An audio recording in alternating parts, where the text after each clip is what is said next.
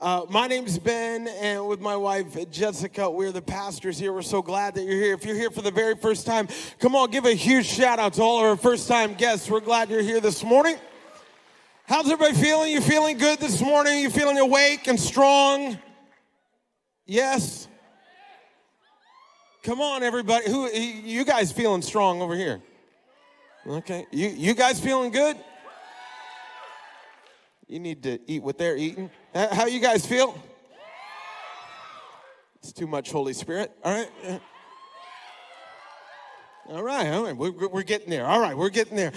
Hey, I want to jump in. We're going to go as fast as I can because I got a lot that I want to talk about. I was thinking about this idea, and we're going to get into it in just a second. I'm going to talk a little bit first about this idea of choices. Everybody say choices.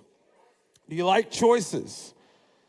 No, Cheyenne doesn't like choices. Anybody else like choices? Yeah, okay, 50-50. All right, and anybody have like a conundrum when you're in front of the soda machine that gives you 100 options, where you can just punch?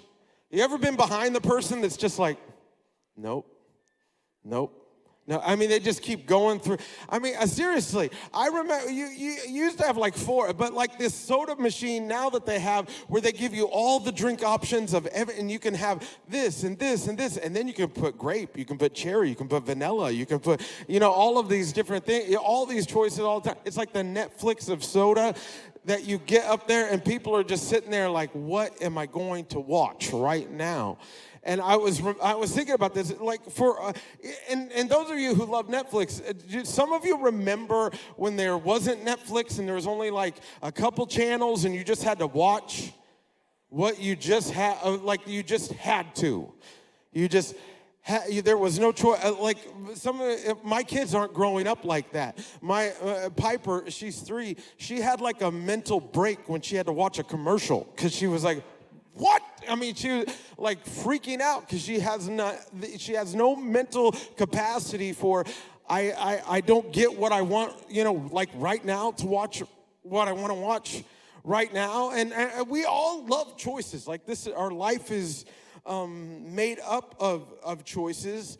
And a lot of us love the choice because we get to choose exactly what we want. Now, sometimes we have to go through life when you don't have a choice. Sometimes you have to, right? You know what I'm talking about? Everybody know what I'm talking about? You go through some stuff that has been chosen for you that's hard. Some of you have gone through some things or are walking through things right now that you wouldn't choose. Some of us walk through tragedy. Some of us walk through some physical things. Some of us walk through mental fights. Some of us walk through situations with our family, things that we wouldn't choose at all.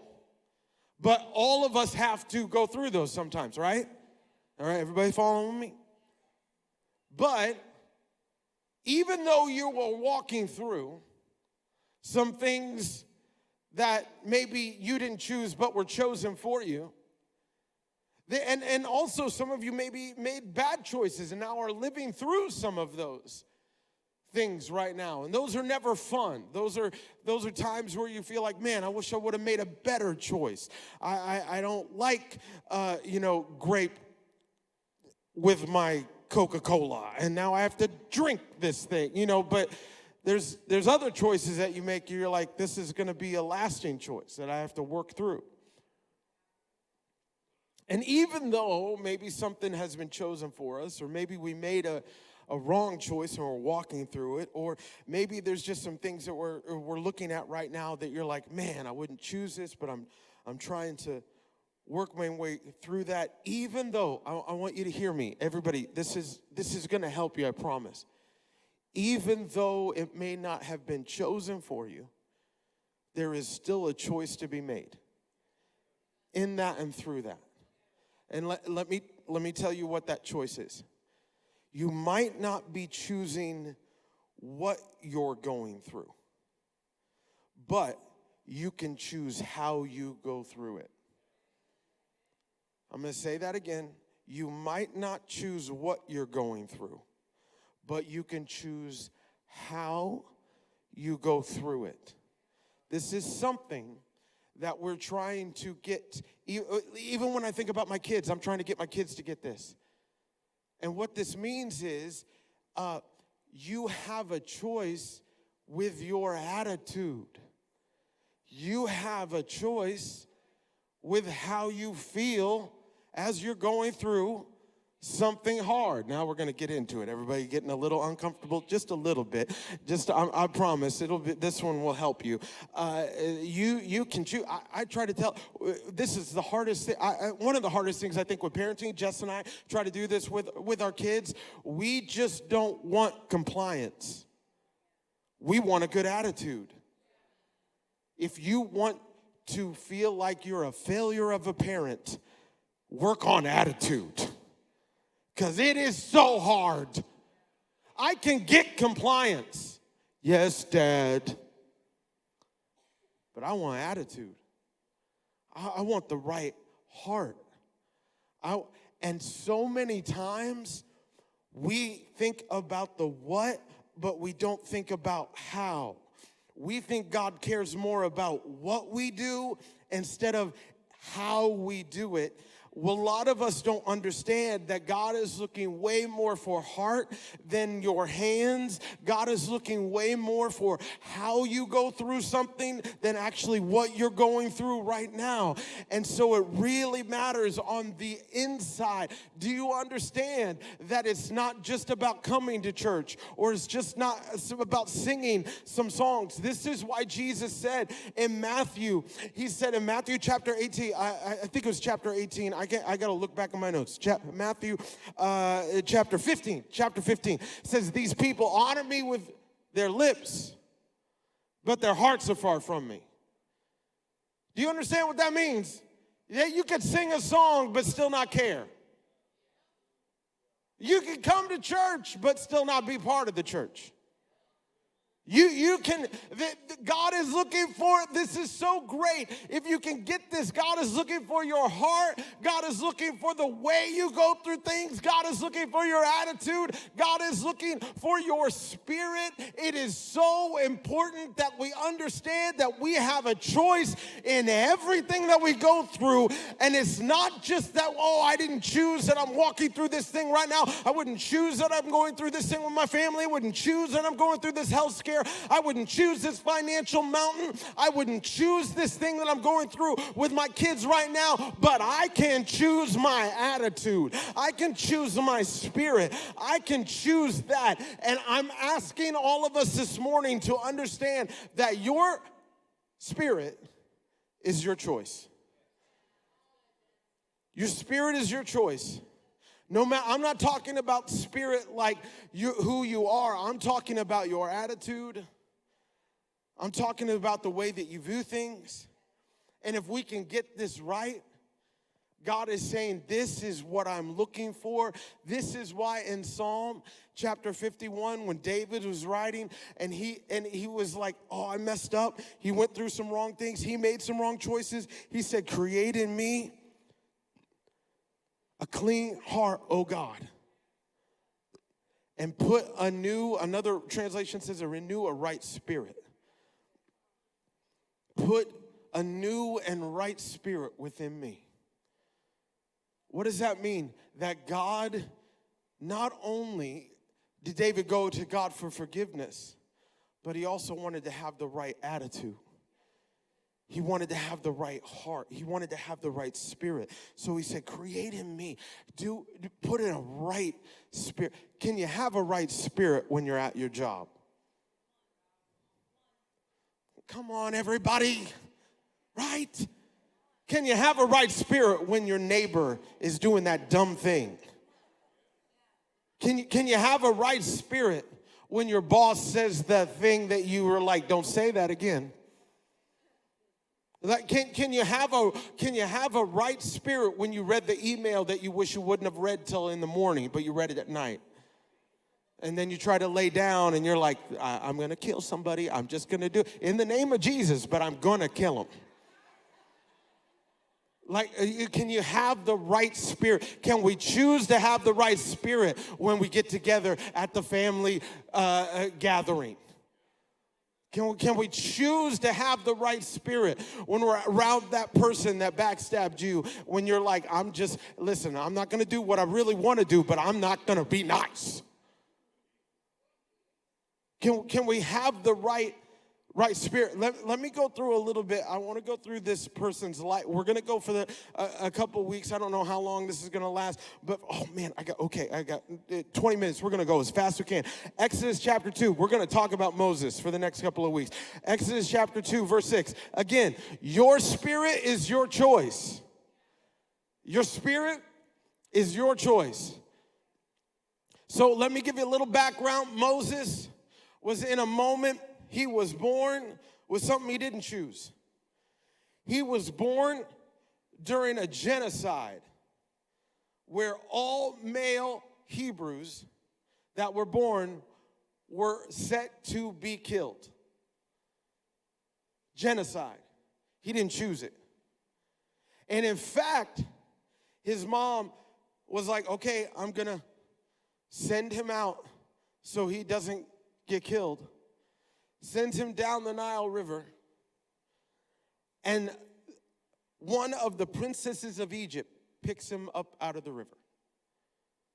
And there's a whole God moment where Moses is saved. But he is adopted by this princess, lives in the palace of Egypt as a Hebrew. But the princess said, no, he's going to be mine. Gave him the name Moses, which means being plucked out of the river. In fact, let me read this. Exodus chapter 2, verse 6. Everybody with me? All right, Exodus chapter 2, verse 6. When the princess opened it, she saw the baby. The little boy was crying, felt sorry for him. This must be one of the Hebrew children, she said. Then the baby's sister approached the princess. Should I go find one of the Hebrew women to nurse the baby for you? Yes, do, princess replied. So you can see there's this protection and watch over that's happening with Moses. So the girl went, called the baby's mother, take the baby, nurse him for me. The princess told the baby's mother, I'll pay you for your help. So the woman took her baby home, nursed him. Later, when the boy was older, his mother brought him back to Pharaoh's daughter, who adopted him as her own son. Princess named him Moses. She explained, I lifted him out of the water. Many years later, when Moses had grown up, he went out to visit his own people, the Hebrews, and he saw how hard they were forced to work. See, he knew he was a Hebrew, knew he wasn't an Egyptian, went out to see his people, saw that they were slaves, saw what was happening. And during his visit, he saw an Egyptian beating one of his fellow Hebrews.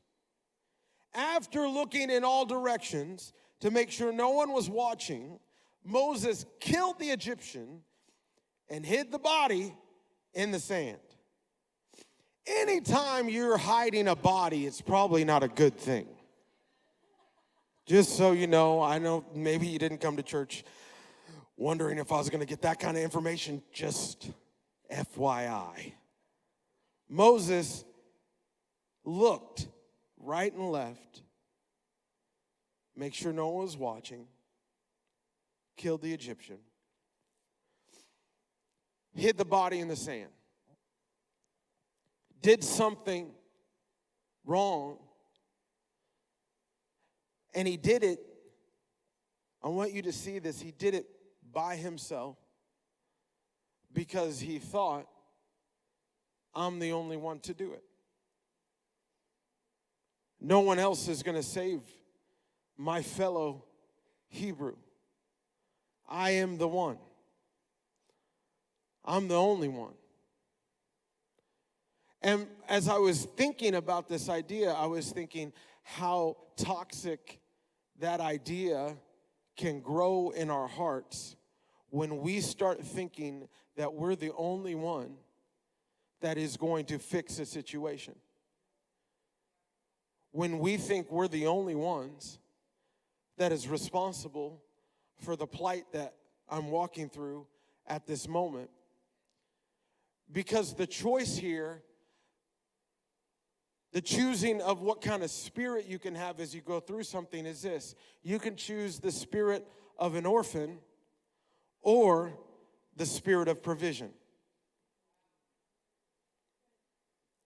The spirit of an orphan, let me just tell you, is one that says, no one's going to do it for me but me. No one's going to take care of me but me. I've got to do it myself. I've got to make it on my own.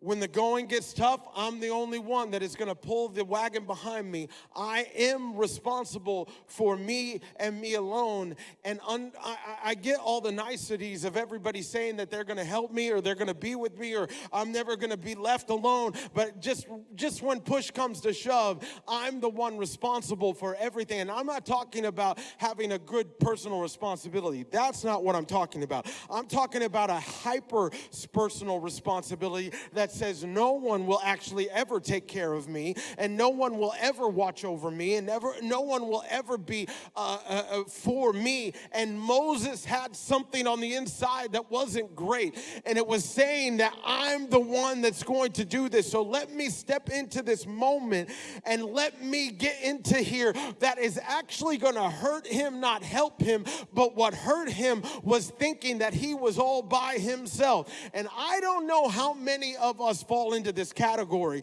but somewhere, some way, maybe you have had a break. Maybe it was a bad parenting situation that you grew up in. Maybe your parents didn't take care of you. Maybe you've lost a parent. Maybe you've had a strained relationship with a parent, but for some reason you have walked down that road and in your mind you're thinking, I'm the only one responsible for my future. I'm the only one that is going to get this thing done. And you start making messes of situations because you have the wrong spirit, the spirit of an orphan. And maybe it wasn't parents, but maybe you've been betrayed by friendships too many times. Or maybe you've had some bosses or some people at work in your relationships that have hurt you too many times. People that have been in leadership, maybe it's been in a church or something else. People that should have had your back but didn't. But you have not been healed of that. And so you've carried the wound of an orphan over and over again. Do you understand why we talk about why community is so healing? And having great community in your life. Because there's too many people walking around with wounds of an orphan saying that I'm the only one responsible for me. I'm the only one that's going to take care of me. When it comes down to it, no one else cares about me. When it comes down to it, no one else is going to look out for my job. Some of you grew up with some really hard situations, and you have carried it over into your adulthood, and you are looking at situations, and there are people, and God Almighty is looking out for you, but you can't see it. All you see is if it's going to get done, it's going to be by me and me alone when it really comes down to it. So the moment you go through something hard, you isolate yourself. The moment you go through tough stuff, you pull away and say, oh, I'm just going to be by myself. Not understanding, Moses, that God has had his hand on your life the whole time. God has put his hand on Moses' life. You can choose the spirit of an orphan, or you can choose the spirit of provision. What is the spirit of provision? Realizing that God saved you when you couldn't save yourself.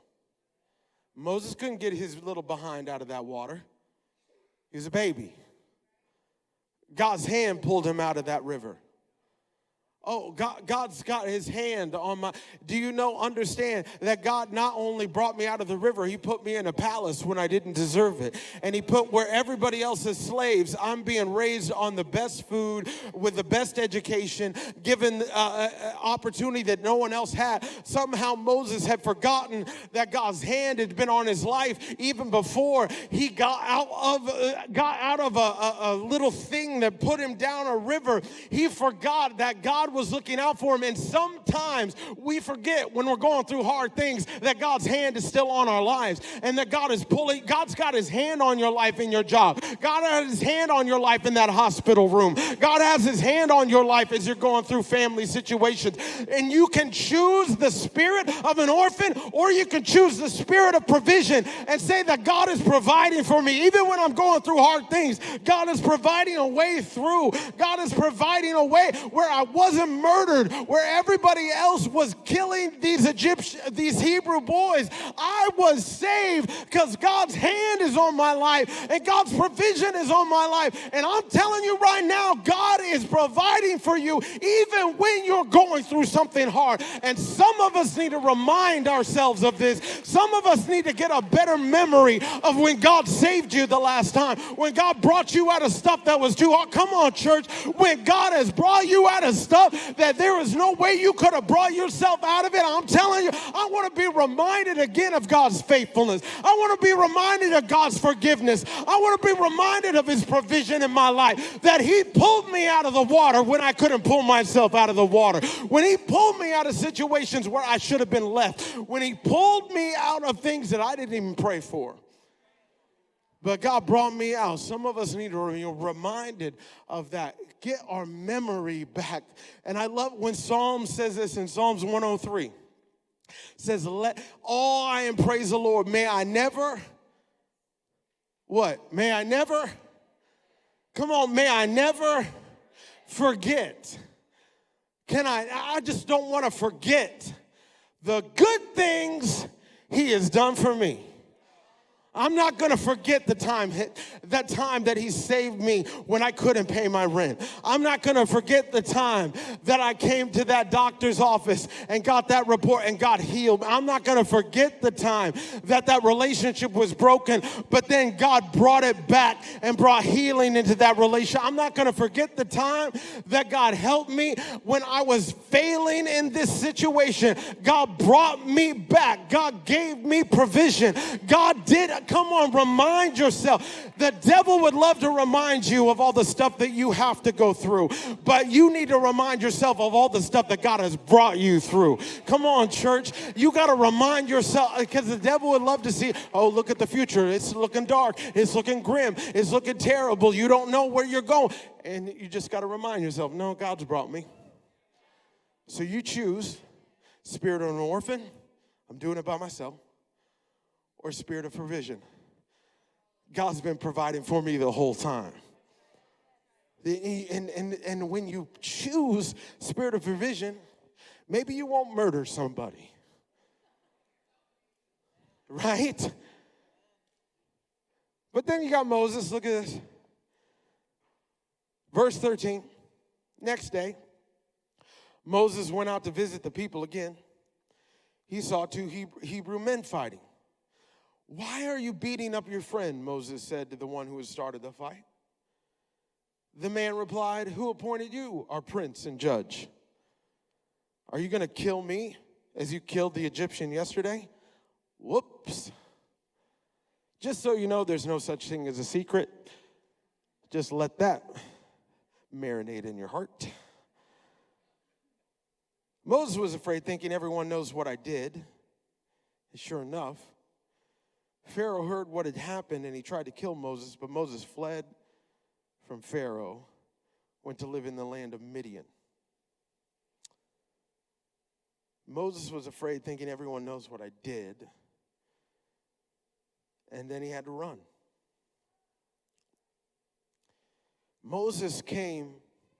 I want you to see what Moses did here. He came, and he said, hey, why are you guys fighting? You're two Hebrews. Why are you fighting? What's going on? Stop. Doing a good thing. Leading them. But what happened was Moses was awakening something that God had put already on the inside of him, a leader. But he was awakening it and stepping into it before his time. And this is a really important spirit that you got to choose. You got to choose between the spirit of next and the spirit of now. And I'm telling you, if you start choosing the spirit of next over the spirit of now, you will start fast forwarding into things that you shouldn't be in that moment. And so many of us, come on, church, you got to talk to me. Like, all of us fall under this spirit where we're like, oh, I just want what's next. Come on, give me what's next. Come on, give me what I want. And it doesn't even mean that it's a bad thing. It just means it's the next thing. And so I want to be married. I want to have kids. I want to have a better job. I want to have the next car. I want to have the next house. Come on, right? The next. Some of you are in the next right now. You're like, what am I going to eat for lunch? How are we going to go? Where are we going to get? It's just next. All the next things. Some of you are real type A people. So you got a to-do list. So you're sitting here while you're listening to me preach, writing, well, I got to do this next, and I got to do this next, and never knowing that you need to be in the now, but you're living in the spirit of next. And so what happens is you are not settled. You don't understand what it means to just be right here, right now. This was Moses' problem. He was in something that, God had said for him to be in, but it wasn't for right now. And he was in something that was for his next. And some of us, this is why we get into trouble in our life, because we're trying to get into next. Some of you are in bad relationships right now because you are trying to get to your next, but it's not the time. It's not the time. Some of you are in financial difficulty because you've been using this thing called a credit card to get to your next. No one likes that one. But you're trying to get to your next, but you need to live in your now. But we're trying to get to our next. So swipey, swipey, swipe. Feeling good about my next till I got to pay the payment. And I'll just pay minimum. Not understanding that I'm just trying to live in my next, and it's getting me in trouble. You're trying to live in your, listen, understand the beauty of living in the spirit of now, and understand, you can't, when you start understanding this, you start seeing the beauty of, okay, I'm not trying to fast forward things, because when you live in the spirit of next, you try to fast forward things. You try to microwave moments, and a lot of things in life can't be microwaved. You can't get the turkey out of the freezer an hour before Thanksgiving, right? You cannot get the turkey out that quick and say, oh, we're going to have a beautiful Thanksgiving. No, you're not. This is going to be gross. Because some things take time. But the spirit of next says, I don't want to take time. I just want to get to the next thing. So give me the next promotion. Give me the next ladder, step, whatever I need to move to the next thing. And we've got a lot of unhappy people getting into a lot of messes. And there might be some real credence to where you want to be in your future. But you need to love where you are now, not only love what's next. Moses, you're going to be a leader. I promise you, you're going to have lots of fights that you're going to have to break up. So chill. This is not one right now. You're stepping out of your authority. Because why? This authority wasn't God-given at this moment. And so he's stepping into his next when he should have just been loving where he is now. Because if you live in your next, you know what your expectations turn into? Entitlement. And you walk around thinking you're entitled to something that you haven't earned yet. Because you're like, next, next, next. There's this picture I want to show. Oh, man, okay, I'm going to have to go as fast as I can, but I'm going to do it. All right, there's this picture I want to show you. Everybody see this picture? Everybody know what that is? Leaning Tower of Pisa. Look at her. Pisa. Shay's rapping over here. Pisa. Leaning Tower. Okay, I didn't know this, but they started this in the 12th century. And I'm like, okay, you start, and immediately, like they started it, and once they got like 3 levels up, it started like major lean. And I was thinking, how did they keep this thing from falling? You know, like, it's not like they have cranes or anything back then. You know, like, it's not like they're, and it wasn't, they got like, all right, get like 10 people and push. You know, like, it's like, it's, how did it not fall over? It's like 4 degrees. It's like, and I read what happened was, this is fascinating. They started it, and then a bunch of wars broke out. And so for over 100 years, they left it at level 3, leaning like that, because they could not spend any more money building it. They just had to fight. I have a reason for telling you, just not a history lesson. What happened during those 100 years is the dirt settled under the lean. And they were able to keep building and it not fall over because the dirt settled.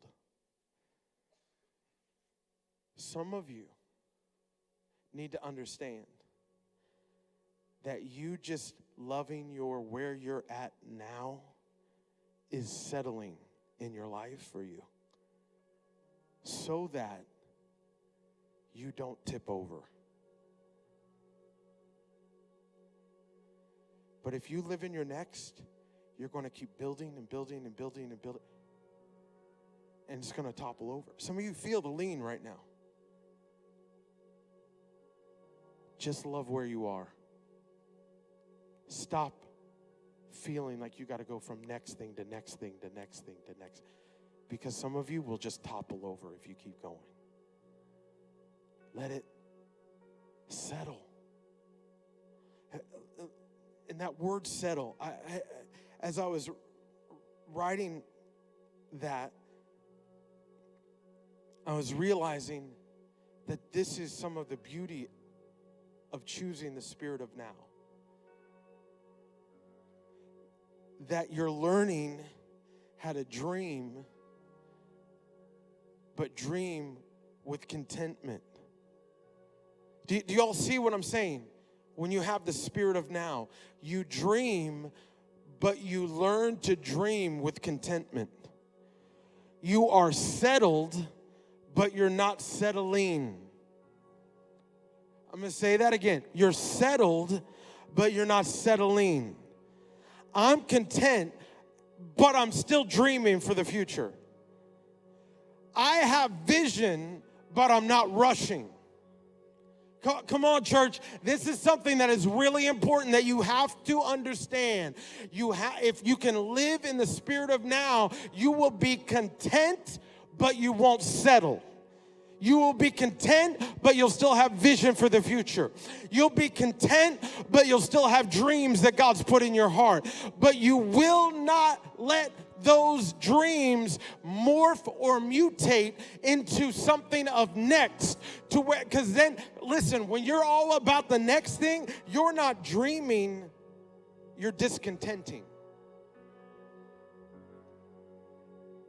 And some of you have been lying to yourself. You're like, I'm just dreaming. No, you're not. You're just discontenting. Because the moment that thing happens that you've been wanting it to happen, guess what you're on to? The next. Because it's not about actually even the situation. It's about some soul stuff that hasn't ever been contented. That's why the Bible says that godliness with contentment is great gain. And some of us fight contentment because like, well, where's the push going to happen? And how can I move forward and all that?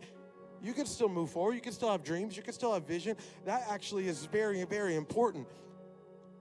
But don't let it morph into something to where you're always got to have the next. Understand the beauty of now. Where you're at now. We say this a lot. Give us a year. Do you know why we say that? Because we understand how transient our souls are. And how quickly we want to just move to the next, the next, the next, the next. And things can't be built that last if you can't settle where you are now. And some of you are like, I hate where I'm at now. I get that. Can I tell you, if it's not good where it is right now, that means God's not done where he's working now. But you can still thank God for now. Because I'm going to choose this. Come on, church. I'm going to thank God for now. I'm going to thank God for where I am with my family now. I'm going to thank, come on, can you just get that spirit of now? I'm going to thank God for where I'm at my job now. I'm going to thank God for where we're at financially now. I know that I can't pay for a $1 burger, but I'm going to thank God for where we're at now. I'm thanking God. I have vision for the future. I have dreams for the future. I believe God's put stuff inside of my heart for the future. But I'm not going to let the future eat my happiness of where I'm at now. I'm not going to let the future eat my contentment of where I am now. I'm going to thank God for where I am right now, right here. God, thank you that you placed me at this position. God, thank you placed me at my job. Thank you that you placed me in my family. Thank you that you placed me with my friends. Thank you that you placed me in this church. Thank you that you placed me with all of these different situations that I am right now. And I know that it's not all good. And I know that it's not all that I've wanted and of all that I've chosen. But I'm choosing to be thankful now so that I can believe that you're going to bring me into all that you have for me in the future. I'm thankful for now. Spirit, you get to choose spirit of next or spirit of now. Thankful where my marriage is now. I'm thankful where my dating relationships are. Some of you who are single right now, you're like, I hate the spirit of now. I want to be married. I want to be dating somebody. Do you know that God might be working on who you are right now so that you can be ready for your next? But if you fast forward your now, it's Pisa in your relationships. So come on, church, be thankful for where you're at. Now, do you know how many people left good jobs because they were in spirit of next? In terrible financial trouble because of spirit of next. Spirit of now. Right where, God, thank you for where I'm at now. Moses, if you stand to your feet, I'm almost done. Moses, he just fast forwarded. And the important thing to realize when you fast forward is that it usually just means rewind. And it takes longer. Moses had to run away from Pharaoh. Had to run away. Come on. He had to run away from the place that God called him to. Come on, church. Moses had to run away from the place that God called him to because he chose the wrong thing. Put him out in Midian. Midian's a desert. Nothing out there. When I researched it, you know how long Moses was out there? 40 years. out in the desert. And you might think, oh man, I've already made some bad decisions, or I've already made some wrong choices, and now what? I got like 40 years of purgatory that I got. You know, a lot of us think like that, right? Like God's mad at us and he's like, now you're gonna get it for all of your dumb stuff you did. Do you know how loving and merciful God is to us? That's not how he views things at all. Even when we have to run away from a place that God placed us in, I want you to think where Moses ended up. He ended up in a desert for 40 years. Do you know another place where he was in a desert for 40 years? Leading the children of Israel. So what I want you to see is God wasn't punishing Moses, he was preparing Moses. And God's not punishing you, he's preparing you. God's not punishing you, he's positioning you. God has put you in a place right now, even though maybe you haven't made all the right decisions, haven't made all the right moves. I want to let you know that God isn't punishing you. He's positioning you and he's preparing you. And Moses was so uniquely qualified to lead the Israelites. Why? Because he did it already. 40 years in the desert, done it. Anybody else done it? Nope. Okay, guess I'm the leader. God positioned and God prepared him.